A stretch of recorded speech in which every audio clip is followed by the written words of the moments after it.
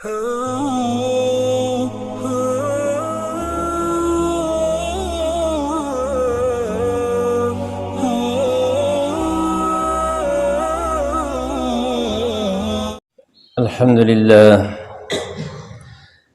لله وكفى وسلام على عباده الذين اصطفى أما بعد فأعوذ بالله من الشيطان الرجيم بسم الله الرحمن الرحيم قل أعوذ برب الناس ملك الناس إله الناس من شر الوسواس الخناس الذي يوسوس في صدور الناس من الجنة والناس صدق اللہ العظیم۔ یہ سورۃ الناس ہے اور مدنی سورت ہے،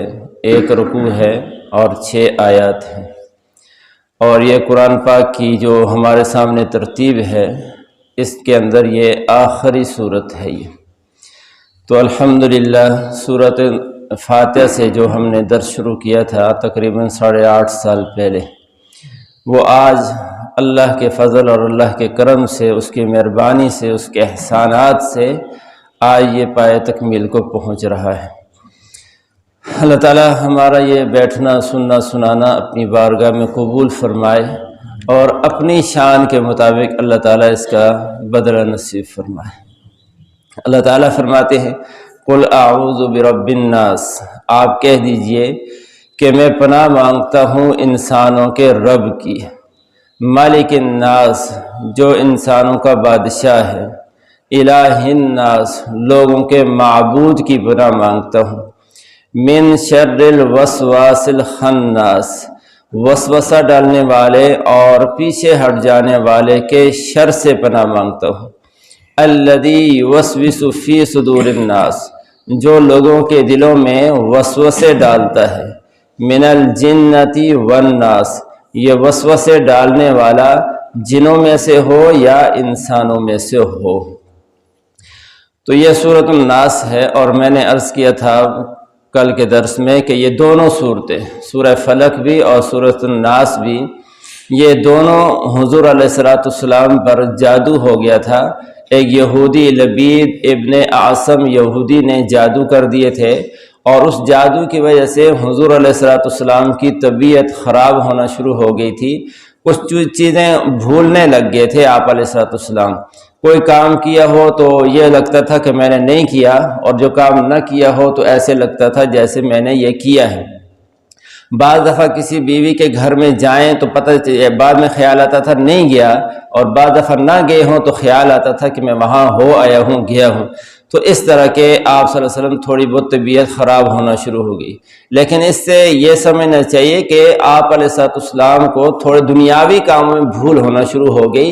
لیکن جو آپ علیہ السلام کا منصب نبوت تھا، جو آپ صلی اللہ علیہ وسلم کی دینی ذمہ داریاں تھی، اس میں آپ علیہ السلام بالکل ٹھیک تھے، اس میں آپ علیہ السلام کو کوئی بھول نہیں لگتی تھی۔ تو یہ اس موقع پر اللہ تعالیٰ نے صورتیں نازل فرمائی، اور آپ علیہ السلام کو اللہ تعالیٰ نے دکھا دیا کہ وہ جادو کی چیزیں کہاں ہیں، کنویں میں رکھی ہوئی ہیں، وہاں سے حضور علیہ السلام نے ان کو نکلوایا، اور پھر اس کے اندر 11 گریں لگی ہوئی تھیں۔ تو ایک ایک آیت حضور علیہ السلام ان دونوں صورتوں کی پڑھتے گئے، ایک ایک گرہ کھولتے گئے، اور جو ہی وہ گرہ کھل گئی تو آپ علیہ السلام فرماتے ہیں کہ جیسے میرے اوپر جو بند تھا وہ سارا کا سارا ہٹ گیا۔ تو یہ تو ان دونوں صورتوں کا شان نزول تھا۔ تو اس صورت میں، پچھلی صورت میں اللہ سبحانہ و تعالی نے جو یعنی ذکر فرمایا ہے وہ یہ فرمایا کہ جو دنیاوی چیزیں ہیں ان کے شر سے پناہ مانگنے کی ایک تلقین اور دعا سکھائی ہے۔ اس میں فلک کے رب کی پناہ مانگی گئی ہے، اور دنیا کی ہر چیز کے شر سے پناہ مانگی گئی ہے، رات کے شر سے پناہ مانگی گئی ہے، اور گروہوں کے اوپر پڑنے والی، پڑھ کے پھونکے مارنے والی عورتوں کے شر سے، اور حسد کے شر سے پناہ مانگی گئی جس وقت وہ حسد کرے۔ لیکن یہ جو صورت ہے سورۃ الناس، اس میں انسان کو آخرت کے شر اور آخرت کی برائی سے بچنے کے لیے اللہ سبحانہ و تعالیٰ نے ایک دعا تلقین فرمائی ہے، اور وہ یہ ہے کہ شیطان کے شر سے پناہ مانگنے کا طریقہ بتائے، اس لیے کہ دنیا کا جو شر ہے، دنیا کے اندر آفتیں اور مصیبتیں جو ہے وہ اتنی خطرناک نہیں ہیں جتنا شیطان کا شر انسان کے لیے خطرناک ہے۔ اس لیے کہ دنیا کے اندر اگر آدمی کسی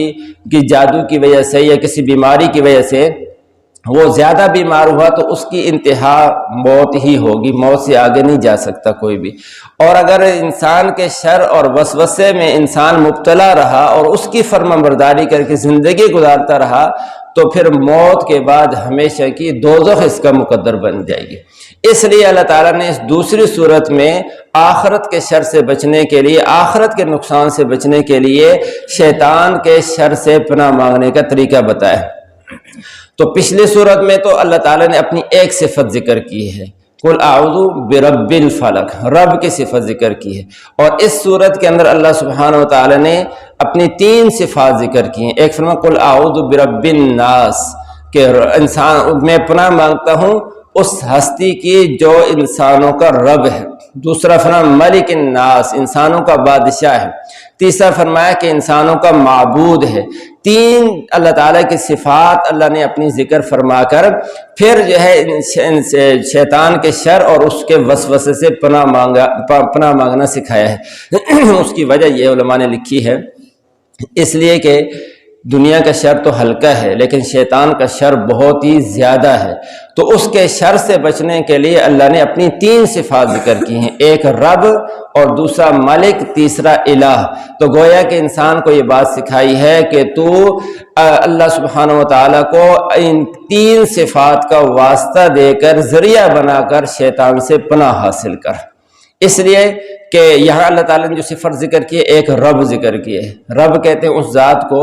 جو کسی چیز کو پیدا بھی کرے اور پھر اس کی ساری ضروریات کا خیال رکھ کے اس کو اس کے کمال تک پہنچا دے، تو اللہ رب ہے، رب الناس ہے۔ اور دوسرا فرمایا ملک الناس، انسانوں کا بادشاہ ہے۔ تیسرا الہ الناس، انسانوں کا معبود ہے۔ تو جو ہستی رب بھی ہو اور مالک بادشاہ بھی ہو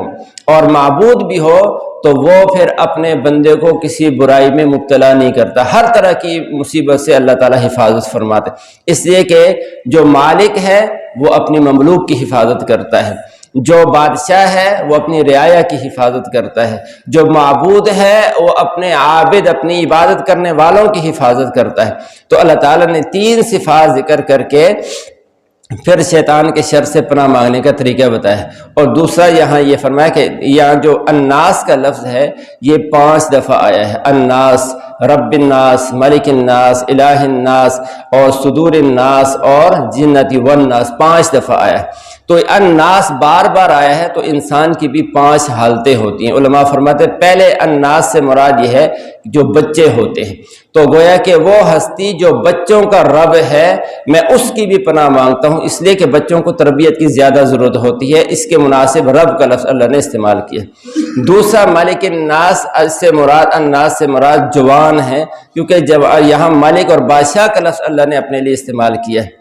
اس لیے کہ جوانوں کو نظم و ضبط کے سکھانے کی زیادہ ضرورت ہوتی ہے اور وہ بادشاہ سکھا سکتا ہے۔ آگے الناس سے الہ الناس سے مراد، تیسرے الناس سے مراد یہ کہ جو بوڑھے مسلمان ہیں وہ مراد ہیں کہ بوڑھا ہو جائے آدمی تو پھر وہ عبادات کی طرف زیادہ جو ہے جاتا ہے، اس کا دماغ جو ہے وہ اللہ تعالیٰ کی طرف رجوع اس کا ہو جاتا ہے، اس لیے اس کے مناسب جو ہے معبود کا لفظ اللہ نے استعمال کیا ہے۔ اور چوتھا جو الناس ہے اس سے مراد یہ ہے وہ نیک لوگ ہیں، عام مسلمان نیک لوگ، کیونکہ جب وہ نیکی کی طرف جاتے ہیں تو شیطان ان کے دلوں میں وسوسے ڈالتا ہے، تو اسی کے حساب سے فرمایا الذی یوسوس فی صدور الناس۔ اور چوتھا جو ہے الناس جو آخر میں آیا ہے 5واں، اس سے مراد ہے شریر قسم کے، مفسد قسم کے لوگ، تو ان کے شر سے بھی اللہ تعالیٰ نے پناہ مانگنے کا طریقہ بتایا ہے۔ تو بہرحال اس صورت کا خلاصہ یہ ہو گیا کہ اللہ تعالیٰ نے اپنی 3 صفات ذکر کر کے شیطان کے شر سے پناہ مانگنے کا اللہ نے طریقہ انسان کو بتایا ہے، اور شیطان کا شر بہت زیادہ ہے اور شیطان بہت ہی زیادہ چالاک ہے اور انسانوں کو جو ہے وہ وسوسے ڈالنے والا ہے، اور ہر انسان کے ساتھ جو ہے شیطان لگا ہوا ہے۔ اس لیے ابن کثیر رحمۃ اللہ علیہ نے فرمایا ہے کہ شیطان کے شر سے پناہ مانگنا یہ ہر انسان کے لیے انتہائی زیادہ ضروری ہے، اس لیے کہ ہر انسان جب پیدا ہوتا ہے تو اس کے ساتھ اس کا ایک قرین شیطان بھی پیدا ہو جاتا ہے، اور شیطان پھر شروع میں اس کو جو ہے نا، اگر وہ پہلی اس کی یہ کوشش ہوتی ہے کہ اس کو کفر میں مبتلا کر دو، یہ کافر بنا دو اس کو، اور ساتھ ساتھ جیسے میں جہنم میں جا رہا ہوں یہ بھی میرے ساتھ دوزخ میں چلا جائے۔ اگر وہ مسلمان ہو گیا ہے پھر اس کے دل میں وسوسے ڈال کے اللہ کی نافرمانیاں کراتا ہے، گناہ کراتا ہے، اور اگر وہ تھوڑا نیک ہے، گناہ سے بچ رہا ہے اللہ کی توفیق کے ساتھ، تو پھر اس کو اگر وہ نیک اعمال کرتا ہے تو اس میں ریا اور دکھلاوا پیدا کرنے کی کوشش کرتا ہے کہ اس کے اعمال ضائع ہو جائیں۔ اگر ریا اور دکھلاوا بھی نہیں ہے اس کی طبیعت میں، اللہ کے لیے کرتا ہے، پھر اس کے اعمال میں وسوسے ڈالتا ہے، اعمال خراب کرتا ہے۔ آدمی نے استنجا کیا، استنجے کے بعد وسوسے ڈالے گا، تیرا تو استنجا نہیں ہوا، پیشاب کے قطرے آ رہے ہیں، لہذا جب استنجا نہیں ہوا تو وضو بھی نہیں ہوگا، وضو نہیں ہوگا تو نماز بھی نہیں ہوگی۔ اور اگر کسی نے ہمت کر کے اس وسوسے کو دور کر دیا، پھر وضو کرتے ہوئے پھر وسوسے ڈالے گا، تیرا وضو نہیں ہوا، بازو خشک رہ گیا ہے، سر کا مسح نہیں کیا، تو نے پاؤں نہیں دھوئے، پاؤں میں خشک جگہ رہ گئی ہے۔ اب اس نے اگر ایک دفعہ شیطان کے وسوسے کو مان کے دوبارہ وضو کر لیا، پھر دوبارہ پھر وسوسہ ڈالے گا، 2-3 دفعہ جب وہ وضو کرے گا پھر کہے گا چھوڑو نماز چھوڑو، بار بار وضو کرنا پڑتا ہے، نماز ہی چھوڑ دو۔ اور پھر اگر وضو کے اندر وسوسہ اس کا کامیاب نہیں ہوا، پھر نماز میں جب کھڑا ہوگا پھر وسوسے ڈالے گا کہ تو نے رکعتیں بھلا دے گا کہ تو نے 3 رکعتیں پڑھی ہیں، 4 رکعتیں پڑھی ہیں، لہذا اب نماز دوبارہ پڑھ۔ جب انسان ایک دفعہ دوبارہ نماز پڑھے گا، پھر اگر وسوسہ ڈالا، پھر دوبارہ اس نے نماز پڑھی، پھر یہ کہے گا بار بار پڑھنی پڑتی ہے لہذا چھوڑ دو، نماز ہی چھوڑ دیتے ہیں۔ تو یہ شیطان انسان کے دل میں وسوسے ڈالتا ہے، اور اس کی کوشش یہ ہوتی ہے کہ انسان اعمال نہ کرے اور اس کو میں اپنے ساتھ دوزخ میں لے کر جاؤں۔ اس لیے اللہ تعالیٰ فرماتے ہیں کہ تم اس کی پناہ مانگو، اور اللہ تعالیٰ اس سے پناہ مانگو، اللہ تعالیٰ کی ان 3 صفات کا واسطہ دے کر پناہ مانگو۔ اور حضور علیہ السلام نے فرمایا کہ ہر انسان کے ساتھ ایک شیطان ہوتا ہے۔ صحابہ نے عرض کیا کہ اللہ کے رسول کیا آپ کے ساتھ بھی کوئی شیطان ہے؟ حضور علیہ السلام نے فرمایا کہ ہاں میرے ساتھ بھی شیطان پیدا ہوا، لیکن اللہ تعالیٰ نے اس کو میرا فرما بردار بنا دیا ہے، اب وہ میرے دل میں وسوسہ، برائی کا وسوسہ نہیں ڈال سکتا۔ ورنہ ہر انسان، اور اللہ کے نبی نے یہ بھی ارشاد فرمایا کہ ہر انسان کے دل میں 2 گھر ہیں، ایک گھر شیطان کا ہے اور ایک گھر جو ہے فرشتے کا ہے۔ فرشتہ انسان کے دل میں خیر کی بات ڈالتا ہے، اور شیطان جو ہے یہ انسان کے دل میں برائی کا خیال ڈالتا ہے۔ تو اگر جو ہے خیر کا خیال آیا، نیکی کا خیال آیا، اس نے کر لیا تو شیطان کا داؤ جو ہے نا وہ دب جاتا ہے، وہ ہلکا ہو جاتا ہے۔ لیکن اگر خیر اور نیکی کے خیال پر عمل نہیں کیا تو پھر شیطان کا وسوسہ حاوی ہو جائے گا، پھر یہ انسان برائی کے اندر مبتلا ہو جائے گا۔ تو بہرحال اس آیت میں اللہ تعالیٰ نے اس صورت میں یہ فرمایا، اور آخر میں یہ فرمایا کہ الذی یوسوس، یہاں یہ فرمایا کہ وسواس الخناس، شیطان جو ہے وسوسے بھی ڈالتا ہے، اور خناس کا معنی کہ پیچھے ہٹ جاتا ہے۔ پیچھے کب ہٹتا ہے؟ جب انسان کو دیکھتا ہے کہ یہ غافل ہے، اللہ تعالیٰ کی یاد میں نہیں لگا ہوا، ذکر تلاوت درود شریف نہیں پڑھ رہا، تو پھر انسان کے موڑوں پر بیٹھ کر سوئی کی طرح انسان کے دل میں ایک جو ہے وہ جو انجیکشن گویا لگاتا ہے، اس کے ذریعے سے وسوسے ڈالتا ہے۔ اور حدیث کے اندر آتا ہے کہ جب یہ انسان اللہ کا نام لیتا ہے، ذکر کرتا ہے، تو فوراً شیطان پیچھے ہٹ جاتا ہے اور اس کا وسوسہ ختم ہو جاتا ہے۔ اس سے فرمایا خناس، پیچھے ہٹ جانے والا ہے، یعنی جب انسان کا دل غافل ہوگا تو یہ انسان شیطان وسوسے ڈالے گا، اور جب یہ انسان ذاکر ہوگا، اللہ کی یاد میں لگا ہوگا، تو پھر یہ انسان شیطان کا وسوسہ ختم ہو جائے گا۔ اس لیے جو ہی کوئی غلط خیال آئے فوراً اعوذ باللہ من الشیطان الرجیم پڑھ لینا چاہیے۔ آگے فرمایا کہ جو وسوسے ڈالنے والا جنات میں سے ہو یا انسانوں میں سے ہو، تو جنات میں سے تو شیاطین ہیں، یہ وسوسے ڈالتے ہیں، اور الناس لوگوں میں سے بھی بعض ایسے لوگ ہوتے ہیں جو انسان کے دل میں وسوسے ڈال دیتے ہیں۔ انسان ٹھیک ٹھاک دین پر چل رہا ہے، کسی نے آ کے کہہ دیا بھائی یہ مسئلہ ایسے تو نہیں جیسے تو کر رہا ہے، اب انسان خواہ مخواہ پریشان ہو جائے گا۔ اور بعض اس زمانے کے نئے جو اسکالر جو ہے مذہب کے نام پر میڈیا پر آئے، ان کا کام ہی یہ ہے کہ امت مسلمہ کے جو متفق علیہ مسائل چل رہے تھے، ان مسائل کے اندر جو ہے لوگوں کو شکوک و شبہات کے اندر ڈال دیا جائے۔ جب کرونا شروع میں زیادہ اس کی ہوا چلی تو جمعے کا مسئلہ تھا، تو ایک میڈیا اسکالر نے کہا کہ بس ایک جگہ صدر ہاؤس میں صدر صاحب جمعہ پڑھا دے، پورے پاکستان میں لوگ اسی پر نماز پڑھ لیں۔ اب یہ ایک ایسا مسئلہ ہے جس کو آج تک امت میں کسی بڑے سے بڑے مجتہد نے بھی یہی نہیں کہا کہ اس طرح سے جمعہ پڑھ لو، بس ایک جگہ بادشاہ جو ہے وہ آن لائن جمعہ پڑھا دے، ساری دنیا پاکستان میں جہاں جہاں لوگ ہیں اپنے اپنے گھروں میں جمعہ اسی کے پیچھے پڑھ لیں۔ اور اسی طرح ایک نے یہ کہہ دیا پچھلے سال رمضان میں کہ تراویح کا تو شریعت میں نام و نشان ہی کوئی نہیں ہے، تراویح کا تو وجود ہی نہیں ہے۔ 1400 سال سے امت جو عمل کر رہی ہے اس کے بارے میں وسوسہ ڈال دیا کہ اس کا تو نام و نشان ہی نہیں ہے دین کے اندر۔ لوگ آج تک پاؤں دھوتے ہیں وضو کے اندر۔ ایک نئے انجینئر صاحب یہ آئے ہیں، انہوں نے یہ کہہ دیا کہ پاؤں دھونا کوئی ضروری نہیں ہے، آپ مسجد میں بیٹھے ہوئے وضو ٹوٹ گیا تو وہاں پاؤں پر مسح کر لو، باقی جا کے وضو کراؤ، پاؤں پر ہاتھ پھیر لو۔ تو اس طرح کے مسائل جو ہے لوگوں کو بتا کے دین کے بارے میں شکوک و شبہات پیدا کرنا، تو ان سے بھی اللہ فرما رہے ان سے بھی پناہ مانگو، ان کے شر سے بھی پناہ مانگو۔ تو بہرحال اس خلاصہ صورت کا یہ ہے کہ پچھلی صورت کے اندر اللہ تعالیٰ نے دنیاوی جو مصیبتیں پریشانیاں ہیں، دنیاوی مخلوق ہے، اس کے شر سے پناہ مانگنے کا طریقہ بتایا، اور اس صورت کے اندر اللہ تعالیٰ نے شیطان کے شر سے پناہ مانگنے کا طریقہ بتایا ہے، کیونکہ شیطان کا شر بڑا ہے، اگر اس کے شر میں آدمی مبتلا ہو گیا تو پھر انسان کی آخرت برباد ہو جائے گی۔ اور ایک مسئلہ وہ سمجھ لینا چاہیے کہ آدمی کو ایسے، یعنی یہ شیطان جو ہے نا ہر آدمی کے بارے میں وسوسے ڈال دیتا ہے، بڑے سے بڑا نیک آدمی ہوگا اس کے دل میں بھی دوسرے کے بارے میں وسوسہ ڈالے گا۔ حضور علیہ السلام اعتکاف میں بیٹھے تھے، آپ علیہ السلام کی زوجہ محترمہ امت کی ماں حضرت صفیہ رضی اللہ تعالیٰ عنہ وہ گھر سے حضور علیہ السلام کو ملنے کے لیے مسجد آئیں۔ مسجد کے دروازے پر کھڑے تھے دونوں، حضور اعتکاف میں مسجد کے اندر، وہ باہر کھڑی تھیں، تو حضور باتیں کر رہے تھے، اتنے میں گلی سے 2 صحابی آئے۔ اب انہوں نے دیکھا تو انہوں نے رخ بدل لیا۔ حضور علیہ السلام نے ان دونوں کو آواز دی، فرمایا کہ یہ میرے ساتھ تمہاری ماں صفیہ کھڑی ہے۔ تو انہوں نے کہا اے اللہ کے رسول، کہ آپ کے بارے میں بھی ہمارے دل میں کوئی خیال آ سکتا ہے؟ حضور نے فرمایا کہ ہاں، کیوں نہیں آ سکتا، کہ تمہارے دل میں شیطان وسوسہ ڈال دے کہ ہمارا نبی ہے اور اندھیرے میں پتہ نہیں کس عورت کے ساتھ کھڑا ہے، اس لیے فوراً حضور نے بتا دیا کہ تمہاری ماں صفیہ کھڑی ہے۔ تو بڑے سے بڑے دل کے آدمی کے دل کے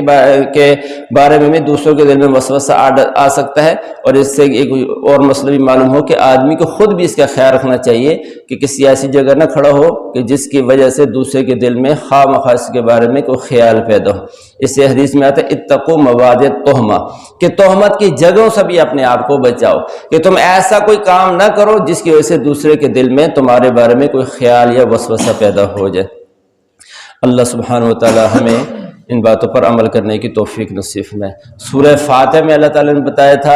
اہدنا الصراط المستقیم، اللہ سے مدد مانگو اور سیدھے راستے پر چلو، اور آگے اینڈ میں اللہ فرما رہے ہیں کہ شیطان کے شر سے پناہ مانگو، اس لیے کہ جب اللہ کی مدد کے ساتھ سیدھے راستے پر چل پڑے گا انسان تو پھر شیطان اس کے دل میں وسوسے ڈالتا رہے گا، اس کو سیدھے راستے سے ہٹانے کی کوشش کرے گا۔ تو اللہ تعالیٰ سے سیدھے راستے پر چلنے کی مدد بھی مانگنی ہے، دعا بھی مانگنی ہے، سیدھے راستے پر بھی چلنا ہے،